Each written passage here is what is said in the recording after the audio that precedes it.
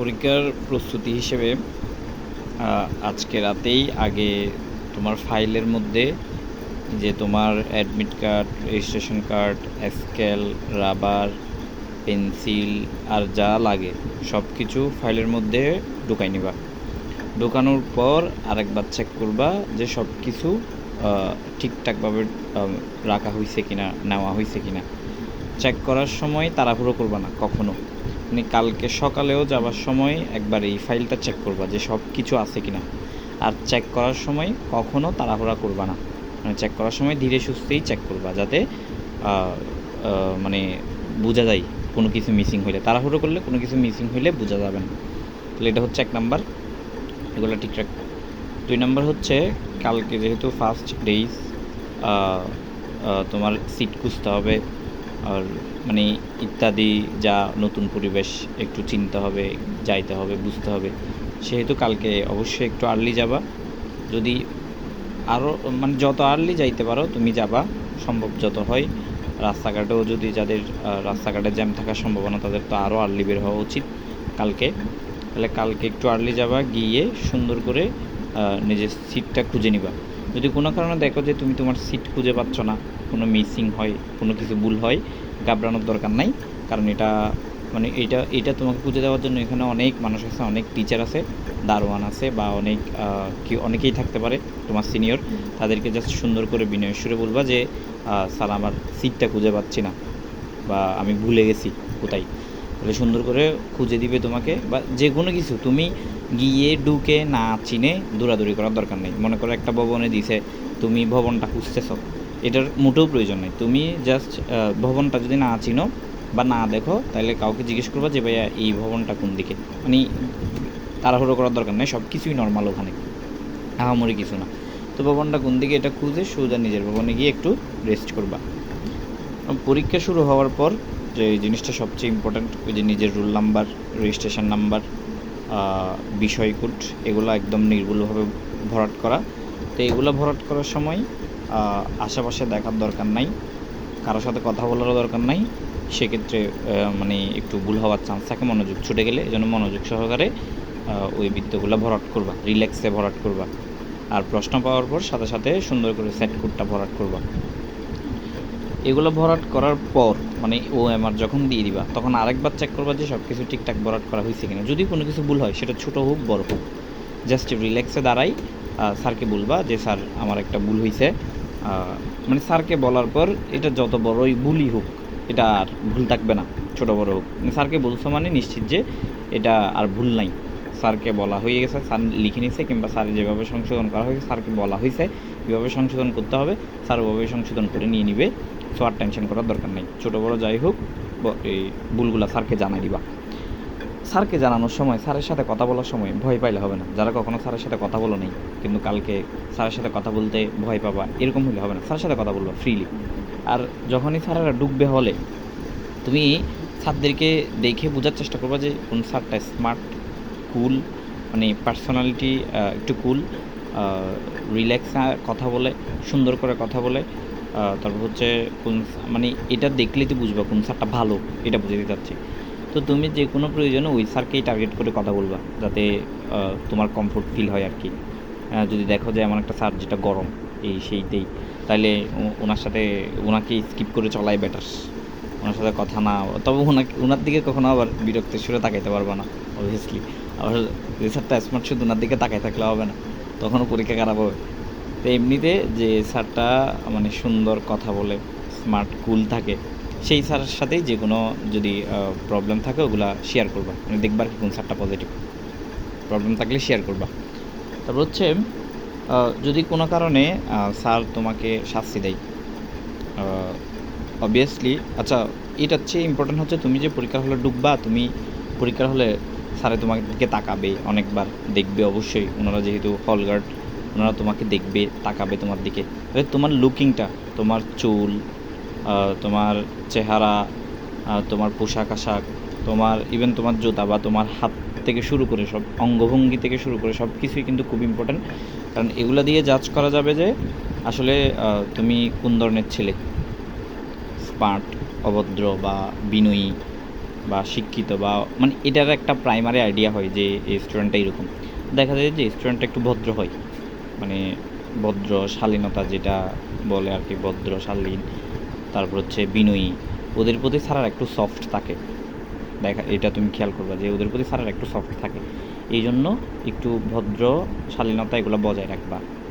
তো স্যার যদি কোনো শাস্তি দেয় স্যারে তোমাকে অন্য কারোর সাথে কথা বলার কারণে, তোমার দ্বারাই তর্ক করার প্রয়োজন নেই যে স্যার না আমি বলি নাই, যে স্যার ও আমাকে ডাকতেছে, স্যার এই আমি কিছু বলি নাই, ও ডিস্টার্ব করছে, এই ধরনের কিছু বলার প্রয়োজন নেই। তুমি জাস্ট বিনয়ের সাথেই অ্যাকসেপ্ট করে নিবা স্যারে যা বলতেছে, সুন্দর করে অ্যাকসেপ্ট করে নিবা।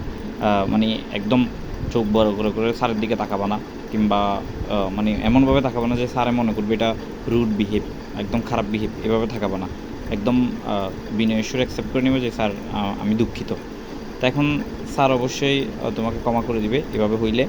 আর স্যারে যদি তোমাকে ক্ষমা করে দেয় বা শাস্তি দেয় 5-10 মিনিট দাঁড় করায় ডাকে, তাহলে এই 5-10 মিনিটে অবশ্যই কখনও কারো খাতার দিকে তাকাবা না, কারো দিকেই তাকাবা না, সোজা হয়ে বসবা, বাঁকা হয়ে বসবা না, এমন ভাব নিয়ে সোজা হয়ে দাঁড়াবা, বাঁকা হয়ে দাঁড়াবা না, এমন ভাব নিয়ে দাঁড়াবা না যে স্যারের এটা দেখতে খারাপ লাগে। সুন্দর করে স্মার্টলি দাঁড়াবা, আর বিনয়ী ভাবটা মানে বিনয়ী স্বভাবটা রাখবা। স্যারে দেখে যাতে তোমাকে বুঝতে পারে যে এই স্টুডেন্টটা খুবই ভদ্র, কোনো মানে খারাপ আচরণ করতেছে না শাস্তি দেওয়ার পরও। তাহলে 5-10 মিনিট এই শাস্তিটা অ্যাকসেপ্ট করে নিবা সুন্দর করে, মানে অলওয়েজ মুখে মানে হাসি মাখা মুখ রাখবা, মুখ কালো করে থাকবে না, মুখ কালো করে রাখার কোনো প্রয়োজন নেই, মানে মন অবশ্যই ভালো রাখবা, পরীক্ষা যেমনই চলুক। সো স্যারেরটা অ্যাকসেপ্ট করে নিবা, আর স্যারের সাথে সুন্দর করে কথা বলবা, সবসময় রিকোয়েস্টের সুরে বিনয়ের সুরেই কথা বলবা। কোনো কিছু জানতে চাও বা কোনো কিছু বলতে চাও বা স্যারে তোমাকে কোনো কিছু বলুক, সব কিছু সুন্দর করে মেনে নিবা। এখন পরীক্ষায় আনসার করার ক্ষেত্রে যেটা বলবো আমি এমসিকিউতে, আমি তো বলি প্রায় ক্লাসে যে এমসিকিউতে প্রথম 20 মিনিট 15-20 মিনিট অ্যাটলিস্ট আন্দাজে একটাও দাগাবা না। তোমার আশেপাশে যারা থাকবে তাদের সাথেও তুমি কথা বলে নিবা যে ভাই 15-20 মিনিটের মধ্যে যদি আমি তোমার থেকে কোনো কিছু জিজ্ঞেস করি ভাই আন্দাজে কিছু বলিও না, তুমি যে এটা কনফার্ম সেটা বলবা, না পারলে এটা বলবা না। আন্দাজে 15-20 মিনিট কোনো কিছু দাগাবা না, এই 15-20 মিনিট জাস্ট চেষ্টা করবা যেগুলো কনফার্ম সেগুলো দাগায় নেওয়ার। তো লাস্ট 10-15 মিনিট এগুলোতে চেষ্টা করবা যে যেগুলো তুমি কনফিউজড বা অন্যরা কনফিউজড সেগুলো কী করার, মানে আস্তে আস্তে বুঝে বুঝে দাগানোর। তারপর সৃজনশীল আনসার করার সময় যে জিনিসটা সব স্টুডেন্ট ভুলে যায় এটা হচ্ছে সময়ের কথা। সময়ের কথা ভুলে যাবে না, আবার একটা মিনিটকেও অবহেলা করে ভাবা যাবে না। মনে করো তুমি সৃজনশীল আনসার করার জন্য তোমার হাতে 20 মিনিট আছে একটা সৃজনশীল, তুমি যদি বলো চিন্তা করো যে এই সৃজনশীলটা 25 মিনিট যাচ্ছে, সমস্যা নাই, যাক 25 মিনিট লিখি, তাহলে ভাই তুমি বিপদে পড়ে যাবা। তুমি এই সৃজনশীলটা 25 মিনিট ওই এরপরে সৃজনশীলটাও যে একইভাবে 25 মিনিট কখন খাই ফেলবা তুমি বুঝতেও পারবা না। এই জন্য কোনো সৃজনশীলেই 20 মিনিট 22 মিনিটের বেশি যাওয়া যাবে না।